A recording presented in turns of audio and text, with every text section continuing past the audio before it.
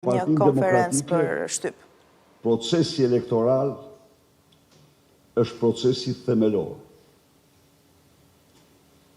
i një shoqërie të lirë dhe i njerëzve të lirë. Pra, është procesi më serioz. Në këtë kontekst, jam këtu së pari për të shprehur mirënjohje, falënderim të madh për të gjithë ata komisionerë, për të gjithë ata vëzhgues, numërues që e gdhin gjatë natës duke numëruar votat e qytetarëve. Së dyti, ju bëj thirrje të gjithë strukturave të Partisë Demokratike, komisionerëve vëzhguesve, kandidatëve drejtuesve, që të bëjnë gjithçka që të numërohet çdo vot, pa asnjë me përkushtimin më të madh, sepse çdo vot kundër regjimit meriton nderimin më të madh dhe vlerësimin më të madh. Unë sot, ose këtë kisha qëllimin kryesor të paraqitjes para jush, në mënyrë pra dhe njëherë i thirrje për demokratët, opozitarët, të tregojnë për kushtimin dhe seriozitetin tonë maksimal në numërimin, vlerësimin e çdo vote të hedhur në kuti dhe të mos kenë asnjë ndikim nga asgjë. Kjo është detyra më e rëndësishme për demokratët sot. Votat e numëruara deri më tani tregojnë për një, po themi, themellim të diferencës së socialistëve, paktën për kutit e votimit që janë numëruar deri më tani. Tani. Ka Partia Demokratike projeksionet e saj dhe Tani dhe njëherë. Partia Demokratike ju ka thënë shqiptarëve dhe botës se çfarë është procesi elektoral në Shqipëri. Këtu mos ketë kush asnjë iluzion se ato konkluzione kanë qenë politike. Jo, ato ka qenë bazuara dhe certifikuara tashmë nga forume politike ndërkombëtare. Ndaj dhe le durojmë për të përfunduar dhe numërimin e votës së fundit.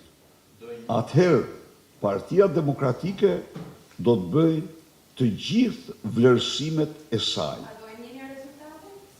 Partia Demokratike të gjithë vlerësimin e saj do ta bëj. Kësaj here, ju që pyesni, e keni shumë të thjeshtë. Mjafton të lexoni kriteret. Po nëse bëhen 760.000 dhuratë për vot, nëse mbillen 10.000 hektar kanabis për vot, nëse punësohen 10.000 punojës për vot, nëse, siç e pat vetë, dhe më falni se duhet bëj një falënderim të përzemët gazetarëve për raportimet e shkëlqyera që kanë bërë dhe sakrificat që kanë bërë, nëse ju pat qendrat e votimit të rrethuara nga patronazhistët të Katarant dhe zyrat ilegale të Partisë Socialiste të ngritura pranë qendrave të votimit, ju nëse pat faljen 2 net para të rreth 150 milion euro gjoba të mbi 170.000 qytetarëve. Atëherë, emrin zgjedhjeve ja u vini vetë, po unë nuk jam këtu për këtë sot, se këto i kemi thënë ne, unë sot jam për të bërë thirrje qytetarëve të numërojnë çdo votë. Ne të tregojmë përgjegjësi para atyre që kanë votuar duke numëruar çdo votë. Dhe ky është qëndrimi sot. Zoti Berisha, po në votën e fundit, nëse është ky rezultat dhe ju do të shpalleni fundës, duke fituar Partia Socialiste. Urdhëroni edhe një herë. Asnjëri para këtij procesi nuk mund të bëjë automatin. Nuk mund të bëjë atë se këto nuk ka ndodhur. Ju jeni dëshmitar që s'mund të hedhë sepse këto që thash unë janë 4 prej tyre janë në vendime zyrtare qeverie, janë publike, nuk janë private. Apo së shumë, ka kritere për zgjedhje, janë shkelur në mënyrën më të pamëshirë, përveç Xhabaftat, Poja, Suelçela, e tjerë të cilët nuk ka asgjë këtu të fshehtë. Pra, në këto kushte, nuk ka njeri që mund të vend dyshim. Këto që themi ne, por unë sot jam këtu për të kërkuar nga strukturat e Partisë Demokratike, pavarësisht nga çdo gjë, duhet është në detyrimin tonë të numërojmë çdo votë. Zoti Berisha, po paralajmëroni në fakt funksionin e rezultatit me gjithë këto pretendime, akuza që ngrini në adresë të palës kundërshtare? Urdhëroni? Po paralajmëroni mosnjohjen e rezultatit të këtyre zgjedhjeve nisur nga gjitha Unë po paralajmëroj këtë?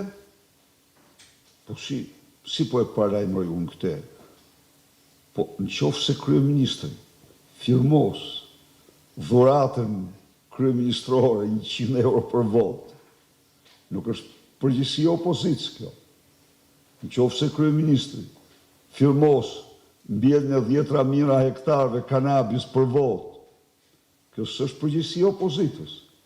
Në qoftë se kryeministri firmos faljen e 150 milion gjobave 2 vite para zgjedhjeve, kjo nuk është përgjegjësi e opozitës. Cila është, thoni ju këtu, përgjegjësia e opozitës? Çfarë mendoni ju se mundet opozita tjetë shëmbyllë ndaj këtyre? Pa mundur, asnjëri i qytetëror nuk mund të mbyllë syt para këtyre. Por këto që janë të njohura, se nuk janë të panjohura, as nga këto pavarësisht çdo votë duhet numërohet. Ky është qëndrimi ynë. Këto qëndrimet dhe akuzat që ju po bëni sot ngjasojnë shumë me qëndrimet dhe akuzat që ka bërë Lulzim Basha në 2017 dhe 2021. Por nga ana tjetër, në statutin e Partisë Demokratike kur ju Tani, edhe një herë. Vetëm ta përfundoj. Po. Ka një klauzol që thotë pavarësisht çfarë do lloj pretendimi dhe akuzash që ngrihen mbi procesin, dorëheqja e kryetarit të partisë është e parevokueshme. Do e zbatoni këtë. Tani edhe një herë. Nuk janë dhënë kur 138 licenca për 10.000 hektar kanabis. Nuk janë dhënë kur 100 euro për votë publikisht. Nuk duhet që të na pegojnë mjergulla të shohim drurët. Nuk ka ndodhur kur që të falen 2 ditë para zgjedhjeve 150 milion euro gjoba. Nuk ka ndodhur kur që në një vit elektoral të arrestohen dhe apo të jenë në proces politik 3 lidhjet e partive opozitare. Nuk ka ndodhur ndonjëherë këto. Nuk ka ndodhur ndonjëherë. Ka një rekord historik ky vend. Kjo është hera e parë. Besoj se jemi dakord. Kështu që asnjë prej këtyre nuk pajtohet me një proces zgjedhor të drejtë. nuk pajtohet me parimet ndërkombëtare të zgjedhjeve të lira, por kjo prap, dhe këto janë publike, nuk duhet që asnjë demokrat edhe demokrat të shman apo të tregoj lodhjen më të vogël, megjithëse lodhja është normale, në vlerësimin dhe numërimin e çdo vote. Besoj se përgjigja ishte shterruese. Urdhroni? Nëse ndërkombëtarët do të njohin këto zgjedhje, Partia Demokratike dhe ju do të paroni rezultatin e dalë nga kutitë e votimit?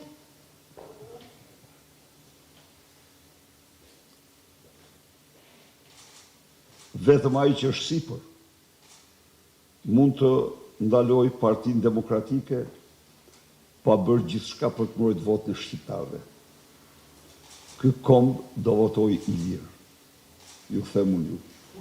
Forcë në botë nuk do ketë të pengoj shqiptarët votojnë të lirë. Urdhoni?